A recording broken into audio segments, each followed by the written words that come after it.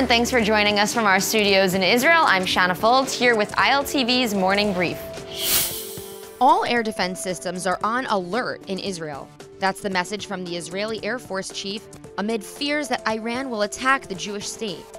In recent weeks, the Israeli military has begun to believe that Tehran is planning on retaliating against Israel's regular airstrikes against its forces and proxies in the region, with a large-scale attack involving cruise missiles and attack drones. Just days ago, Israeli Prime Minister Netanyahu announced that Iran intends on attacking Israel from Yemen.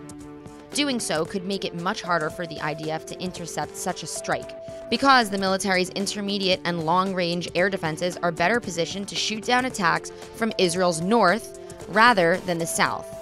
Still, though, the Israeli Air Force says their Arrow Patriot, David's Sling and Iron Dome batteries, are on alert. These air defense systems are designed to destroy incoming short-range rockets and drones to long-range missiles and aircraft. Iran appears to have been building up its drone activities in recent months, and back in August, Israeli fighter jets carried out airstrikes in Syria to thwart a planned attack on Israel by Iran-backed fighters. Israel has long vowed to prevent Iran's regional proxies from getting their hands on advanced weapons that could be used against the Israeli people, and has carried out hundreds of airstrikes in Syria to stop that from happening. In the latest efforts to finally create a working government, Kahol Lavan and LIKUD party negotiators are meeting Thursday morning to discuss the details of a potential rotation partnership. Benny Gantz's Kahol Lavan party is reportedly worried that under a rotational prime minister agreement, Netanyahu would fire blue and white ministers without input from Gantz before giving up his turn, and this would lead to a third round of elections. But the LIKUD party is now offering to amend the law so that no prime minister could make such decisions without input from his or her deputy, which would be Gantz in this scenario. At the same time, though, this is not the only issue, as blue and white members have long campaigned against sitting in a unity government under an indicted prime minister. And Netanyahu is currently under threat of several indictments for corruption.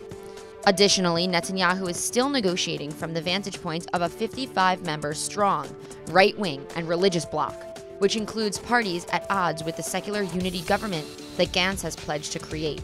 Still, despite the obstacle that leaves most people predicting a third election, Gantz appears to be considering every option. Speaking on the negotiations of Facebook, he says that without going into too much detail, the picture being portrayed by the media is not necessarily accurate. Hundreds of Netanyahu supporters are protesting near the home of Israeli Attorney General Avichai Mandelblit, calling on him to drop criminal charges against the prime minister. The plaza outside of Israeli Attorney General Mandelblit's home in central Israel is typically quiet, but that's not the case this week.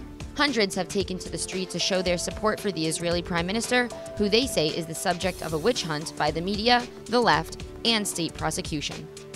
Prime Minister Netanyahu is facing criminal charges for fraud, bribery, and breach of trust in 3 corruption cases, but he has repeatedly denied any wrongdoing, saying the state is just trying to oust him from power. Attorney General Mandelblit is expected to decide on whether or not to indict Prime Minister Netanyahu by mid-November, and state prosecutors and the leader's lawyers have just wrapped up 4 days of pre-indictment hearings. Netanyahu supporters are accusing the state of destroying democracy by leaking information regarding the prime minister's corruption cases to the media as a means of pressuring the justice system to take action. In fact, Israeli Justice Minister Amir Ohana says he is now considering setting up an investigative committee to examine the conduct of state prosecutors, claiming such leaks are an attempted push for political change. It seems like 2 steps forward and 1 step back in the fight against the international BDS movement, as the EU Court of Justice prepares to hand down its decision regarding the labeling of Israeli products made in West Bank settlements. The case began with a winery and a pro-Israel advocacy organization, which appealed a French court's ruling banning settlement wines from labeling themselves as made in Israel. But on November 12th, the EU Court of Justice is expected to uphold the French ruling, meaning products made in settlements will have to be labeled as such.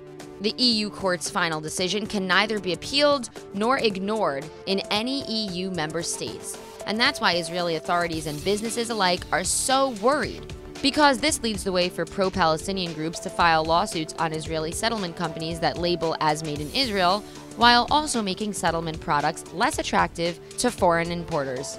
And worst of all, there's nearly nothing that can be done. Israeli government bodies like the Foreign Ministry, Economy Ministry, and others are working to reduce the negative outcome, but officials all seem to agree that this is a losing battle that will be very damaging in the end. That's all for now. Follow us on Facebook at Israel English News and on Instagram. I'm Shanna Fold, and see you later with our main daily broadcast from Israel at 2 p.m. Eastern Time.